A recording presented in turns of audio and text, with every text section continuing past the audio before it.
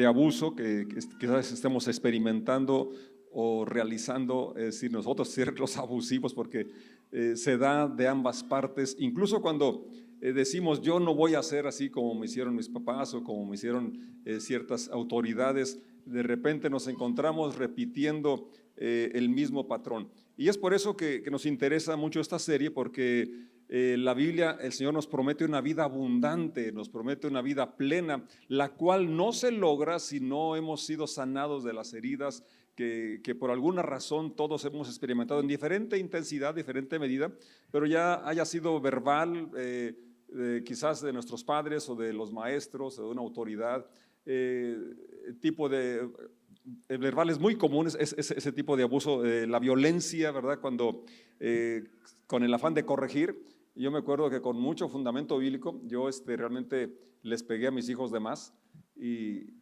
la verdad que me arrepiento, me duele mucho de cosas que en mi ignorancia y en mi supuesta espiritualidad, ¿verdad? Yo estaba actuando en lo que creía que era lo mejor. Entonces, de diferentes maneras, todos de alguna forma hemos experimentado, hemos sido víctimas de algún tipo de abuso y necesitamos estar conscientes de esa realidad para poder sanar, para poder liberarnos de cualquier trauma, cualquier atadura, cualquier experiencia que nos esté limitando de vivir la vida abundante que anhelamos y que Dios ha provisto para nosotros. Entonces, nuestra serie tiene esa finalidad también, ver una alerta de algo que esté sucediendo quizás y que tenemos o podemos pararlo, detenerlo, y dentro de lo que está a nuestro alcance. Jeremías se le conoce como el profeta llorón, con mucha razón, porque tenía muchas razones para llorar, porque él miró la destrucción de Jerusalén, su ciudad amada. Él miró cómo llegaron los babilonios, destruyeron, quemaron, pero lo peor que hicieron, violaciones al extremo, muertes, una cosa realmente espantosa.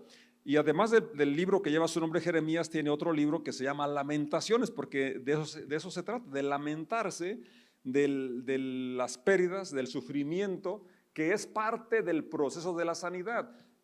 No nos gusta el dolor, y menos no queremos recordarlo tampoco, pero si no traemos a memoria momentos críticos, momentos donde se ocasionó el trauma que causó la herida que nos dejó esa marca, entonces si no entramos en este proceso, traeremos esa limitante y que ninguno la queremos. Y como dije, lo que menos queremos es repetir, ¿verdad?, la historia o repetir el abuso que sufrimos de alguna manera. Dice Lamentaciones 3:19, recordar mi sufrimiento y no tener hogar es tan amargo que no encuentro palabras. Siempre tengo presente este terrible tiempo mientras me lamento por mi pérdida.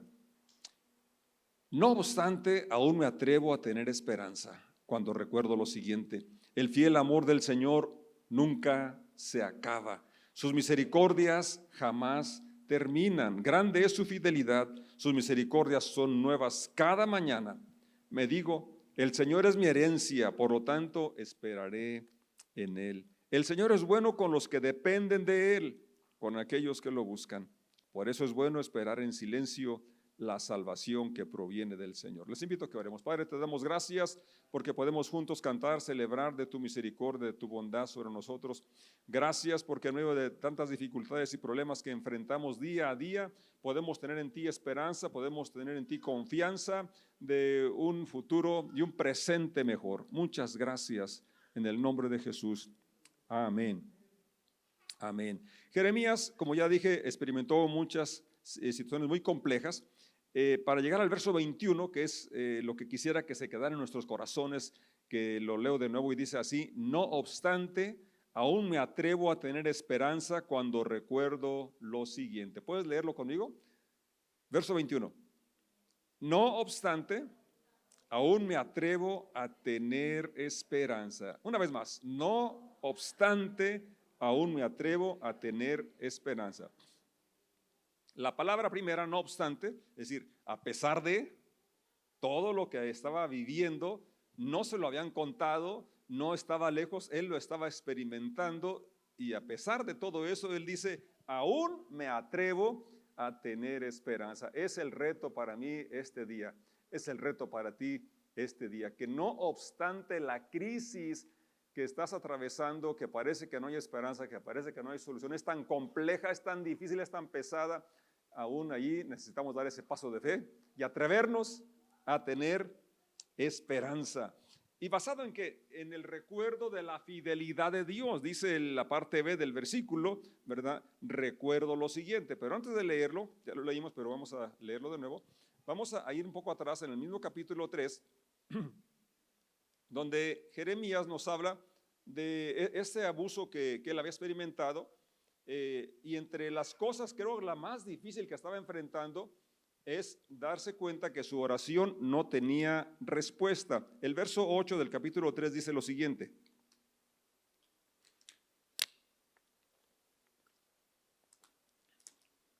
a pesar de que lloro y grito por lo que miraba, por lo que sentía, no era indiferente.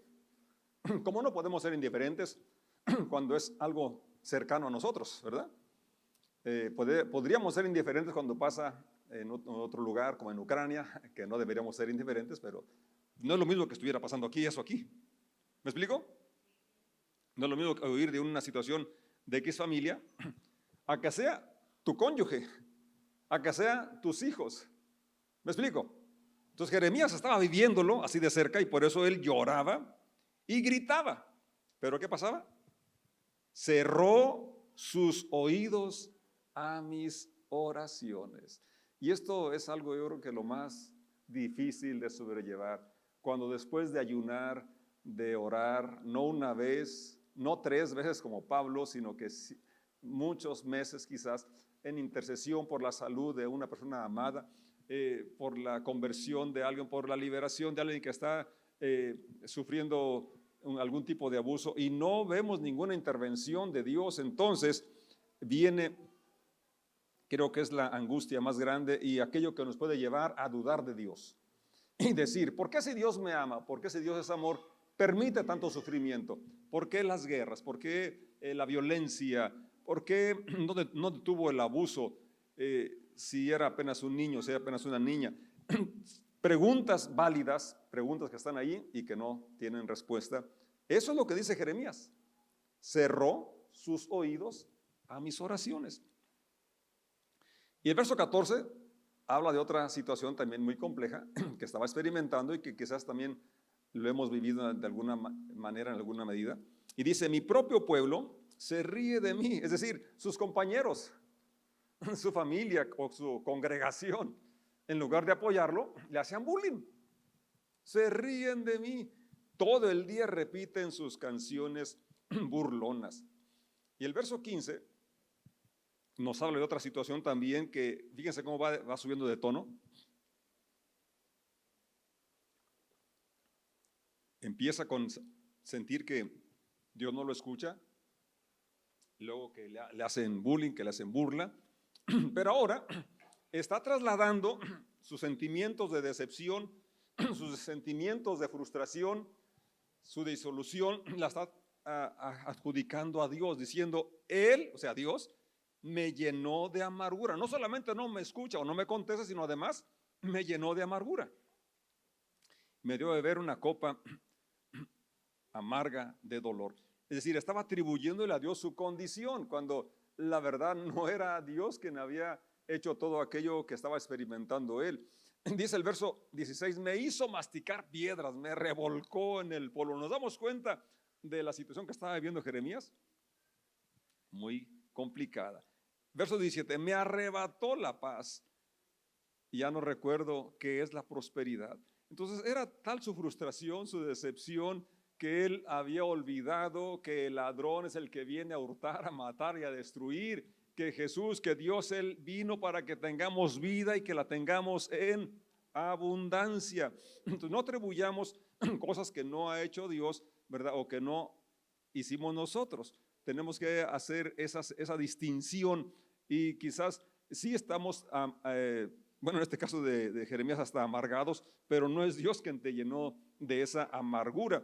Ahora, después del verso, dice el 18, que creo aquí es el punto, el máximo, ¿verdad? Donde se puede llegar en nuestra relación con Dios, porque se pierde pues la confianza en Dios, se pierde la fe en Dios y hasta se duda de su existencia, porque como ya lo dije, si Dios es padre, ¿por qué no cuida a sus hijos?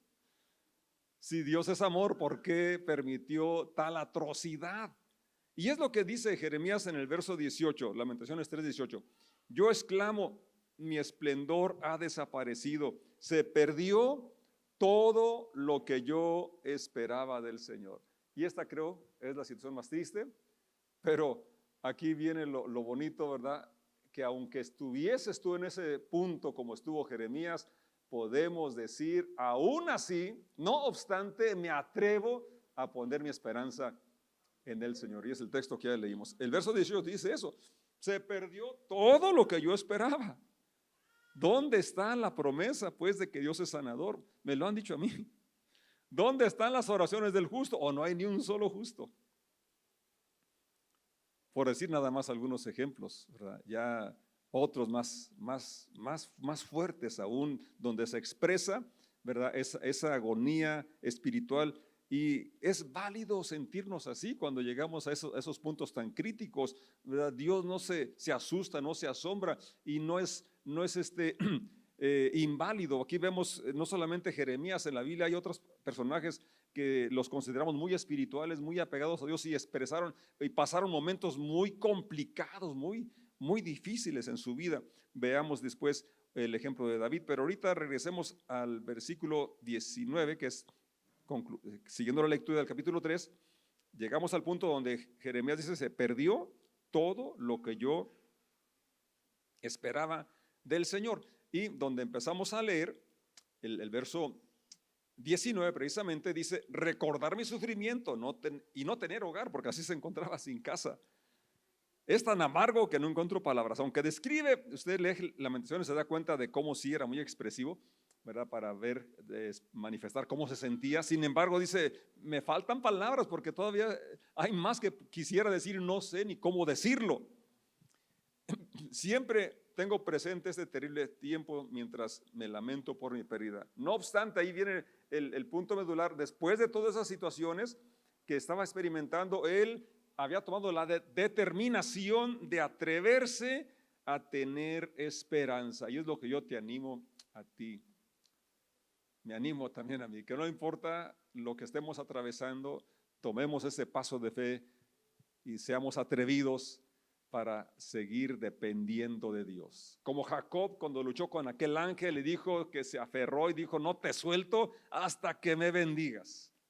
Sí, cuando podemos reconocer nuestra limitación, podemos reconocer nuestra necesidad, podemos reconocer que hace falta algo más que la voluntad, algo más que la psicología, cuando podemos acudir a Dios, entonces es cuando Él va a operar a nuestro favor. ¿Alguien dice amén? Se requiere atrevimiento, según este versículo, se requiere ese paso de fe. Ahora, ¿basado en qué? Dice el mismo versículo 21 en la parte B, cuando recuerdo lo siguiente, o sea, él tenía, no obstante, aquella situación difícil, compleja, dolorosa, de abuso al máximo, abuso de poder, abuso verbal, él experimentó todo tipo de abuso y sin embargo dice, no obstante, aún me atrevo a tener esperanza cuando recuerdo, ¿qué cosa? El verso 22, el fiel amor del Señor nunca se acaba, sus misericordias jamás terminan, grande es su fidelidad, sus misericordias son nuevas cada mañana. Tú y yo estamos aquí precisamente por eso, porque este día son nuevas las misericordias del Señor y podemos celebrarlo, podemos darle gracias y saber que hay esperanza, saber que hay un presente mejor, hay un futuro mejor, ¿verdad? Porque no solamente tenemos que esperarnos a mañana, ya hoy y aquí podemos empezar a cambiar cuando nuestra actitud, nuestra mirada está puesta en el blanco, en el premio, en el autor y consumador de la fe que es Jesucristo. Me digo, verso 24, el Señor es mi herencia, o sea, la parte que nos corresponde, la parte que es nuestra propiedad, es el Señor mismo. Por lo tanto, esperaré en Él. El Señor es bueno con los que dependen de Él. Salomón lo dijo, no dependas de tu prudencia, reconócelo en tus caminos y Él enderezará tus sendas, tus pasos con aquellos que lo buscan. Por eso es bueno esperar en silencio la salvación que proviene del Señor. Entonces todo esto que estamos viendo aquí es hombres, mujeres, en la Biblia relata hombres y mujeres que experimentaron situaciones muy complejas, muy difíciles, y que nos alientan, nos ayudan a entender que hay esperanza, que pueden ser las cosas diferentes, que no tenemos por qué estar soportando una situación de abuso, no podemos por qué ser nosotros los que estamos siendo abusivos cuando no es de acuerdo al carácter de Jesucristo. Por eso es tan bueno que leamos los evangelios, porque nos habla del carácter de Dios, porque Jesús es Dios manifestado en carne y Él nos muestra, ¿verdad?, la forma de vivir, la forma de vivir con justicia, con equidad, con respeto, con amor. Y Él nos enseña a amarnos a nosotros para poder amar a nuestros semejantes. Y Él sigue diciendo, yo he venido, aunque el ladrón vino para hurtar, matar y destruir, y eso lo hace a través del abuso de autoridad o sexual o verbal o de cualquier otro tipo, ¿verdad? Pero sigue diciendo, mas yo he venido, o sea, antes de que llegue el ladrón, yo ya estoy ahí para no dejarlo entrar, pero si ya llegó, Él viene para restaurar, restituir lo que se había robado, lo que se había quedado como en ruinas, Él puede restaurarlo en nuestras vidas. Entonces, regresando al caso de Jeremías, miramos que él sufre situaciones muy complejas por todo este tipo de abusos, que su oración no es escuchada, que los que debían apoyarlo se ríen, se burlan de él, que está amargado y piensa que es Dios quien lo amargó, pero Él es el que había permitido que la amargura llegara a su corazón. No encontraba paz, pero aunque había perdido también toda expectativa, toda esperanza, él pudo una vez más recordar los actos pasados de Dios actuando a su favor de su pueblo y de él mismo, y pudo tener esperanza. Yo te animo a que tú recuerdes la fidelidad de Dios en tu vida. ¿Has experimentado en otra ocasión cómo Dios intervino para ayudarte? ¿Has estado consciente de cuánto te ama? Por eso es tan bueno recordar, y sobre todo este mes, ¿verdad? Que para muchos es la Cuaresma y se recuerda la pasión, el sacrificio de Jesús, que es la prueba grande, excelente de su amor, la prueba más tangible de cuánto nos ama, que estuvo dispuesto a morir por nosotros para que podamos ser libres de eso que nos puede hacer perder la razón de vivir o las ganas de vivir, y poder saber que en Él podemos salir adelante con la ayuda de Dios, librarnos de la amargura, de la decepción, de la desilusión, quizás de la falta de fe. David, un hombre que escribió tantos salmos de alabanza, escribió muchos también donde se estaba quejando o estaba manifestando esos sentimientos de impotencia, esos sentimientos de que Dios no lo escuchaba. El Salmo 13, por ejemplo, inicia diciendo, ¿hasta cuándo, Señor, me olvidarás para siempre? ¿Hasta cuándo? Pues se le hacía muy largo el periodo de sufrimiento y más que nada de que no había una respuesta de parte de Dios. El libro de Job, que es tan extenso y nos relata tanto que sufrió, perdió todo, perdió sus posesiones, perdió su riqueza, perdió a sus hijos, perdió su salud, solamente le quedó la esposa, y no fue una ayuda idónea que digamos, sino que fue todavía, ¿verdad?, algo que le dice, aún retienes tu integridad, maldice a Dios y muérete. Y ahí nos vemos. Y bueno, dijo Job, pues mejor solo que mal acompañado, ¿verdad? Pero luego es restaurado el matrimonio y lo demás, porque la Biblia menciona en el libro al final cómo Dios lo bendijo con más hijos, y no dice que con otra esposa.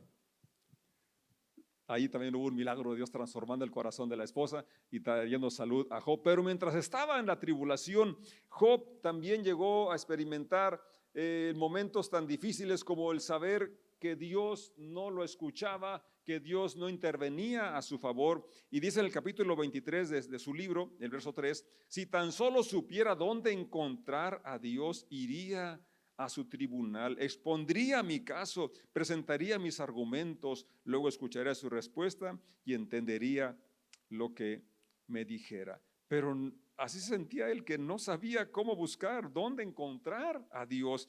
Y dice también en el verso 17, fíjate cómo llega a esta conclusión, a esta declaración, que aunque se encontraba rodeado de densa oscuridad, era tal la soledad que sentía, el dolor que estaba experimentando, y nadie lo auxiliaba, nadie lo ayudaba, que él se sentía en las tinieblas mismas. Pero dice, no me han destruido. Verso 17, no me han destruido. Y tú y yo somos esos campeones también. Estamos aquí porque no nos han destruido las crisis, no nos han destruido los momentos difíciles que hemos enfrentado. ¿Quién no ha enfrentado situaciones difíciles en la vida? No, no al grado de Job, pero si estamos aquí es porque no nos han destruido. Y han dicho muy acertadamente que lo que no te aniquila te fortalece, que lo que no te mata te fortalece. Y Job parece que estaba siendo fortalecida en su fe. A pesar de ese sufrimiento y privación extrema, él le hace esta declaración contundente: no me han destruido las tinieblas. Entonces, mientras hay vida, hay esperanza. Así es, Job tenía esa determinación, y en medio de toda esa privación y sufrimiento que experimentó, fue una experiencia que lo hizo conocer a Dios de una manera más profunda y tener una relación más íntima, más personal. Él lo declara en el capítulo 42, y quisiera que lo proyectaran para que leyéramos juntos, cómo Job está diciendo que aquello había sido una experiencia que lo había tenido de llevar a un encuentro personal con él. Antes de leer el 42, en el 19, Job había dicho: en cuanto a mí, sé que mi Redentor vive. Qué confianza tenía. Y un día por fin estará sobre la tierra. Después que mi cuerpo se haya descompuesto, todavía en mi cuerpo veré a Dios. Una confianza en la resurrección, una confianza en la intervención de Dios. En cuanto a mí, a pesar de esta situación tan difícil que atravieso, dice, yo sé que mi Redentor vive, aquel que va a pagar el precio de mi rescate, aquel que me va a sacar de esta aflicción, vive, y yo lo voy a ver. Dice, aunque quizás me muera, ya esté mi cuerpo en descomposición, hay la esperanza de la resurrección, y mis ojos lo han de ver, no otro, yo lo he de ver, yo mismo lo veré. Así es, lo veré con mis propios ojos. Este pensamiento me llena de asombro, y es lo que yo pretendo, que tú y yo nos llenemos de asombro hoy al pensar en la realidad de al Dios vivo que servimos, un Dios de amor y de misericordia al que servimos, el cual sí se interesa por nosotros, tanto se interesa que tomó nuestro lugar en la cruz del Calvario. Job tenía esta percepción ya desde entonces: mi Redentor vive. Redentor es aquel que paga el rescate. Así es, él sufrió. Isaías 53 declara ampliamente cómo él fue un varón de dolores, experimentado en quebranto. Él no está ajeno, él sabe lo que es sufrir aquí en esta tierra, la injusticia del pecado, de la indiferencia. Pero él soportó porque nos amó. Y él venció, no se quedó en la cruz ni en la tumba, para que su victoria sea también hoy nuestra victoria. Capítulo 42 de Job. Ahora vemos que Job, después de tener esa plática con el Señor, donde ahora Dios le contesta y le muestra cómo Él es el creador y sustentador del universo, dice verso 1: entonces Job respondió al Señor: sé que todo lo puedes y que nadie puede detenerte. Tú preguntaste: ¿quién es este que pone en duda mi sabiduría con tanta ignorancia? Soy yo, dice Job, y hablaba de cosas sobre las que no sabía nada, cosas demasiado maravillosas para mí. Tú dijiste: escucha y yo hablaré. Tengo algunas preguntas para ti y tendrás que contestarlas. Hasta ahora solo había oído de ti. Fíjate, era un hombre que, según el capítulo 1, todos los días intercedía por sus hijos, ofrecía sacrificios. Era un hombre que reconocía que lo que tenía provenía de Dios. Era un hombre espiritual, podemos llamarlo, un hombre consagrado, podemos llamarlo, pero que tenía un conocimiento limitado de Dios. De oídas te había oído. Yo no sé si tú lo conoces de una forma personal e íntima, pero es lo que Dios anhela. Que no sea porque tu mamá te trae, tu papá te trae, que no sea porque acompañar a tu cónyuge, a tu novio o tu novia, que no sea por otras cosas, sino porque tú lo conoces. Y lo cierto es que las experiencias negativas nos acercan más, como en el caso de Job.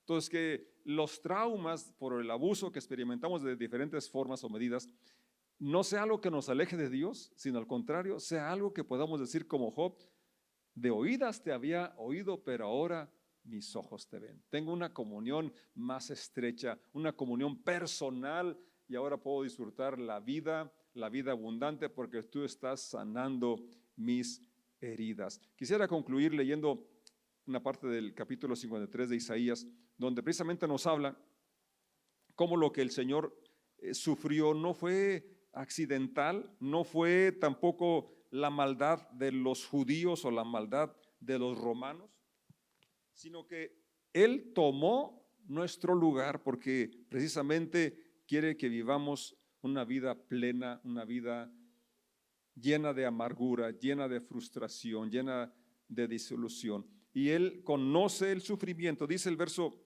3 en delante del capítulo 53 de Isaías, hablando con anticipación de lo que sufriría el Cristo.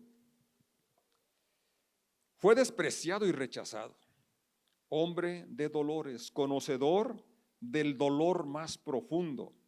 Nosotros le dimos la espalda y desviamos la mirada. Fue despreciado y no nos importó. Sin embargo, fueron nuestras debilidades las que Él cargó. Fueron nuestros dolores los que lo agobiaron. Y pensábamos que sus dificultades eran un castigo de Dios, un castigo por sus propios pecados.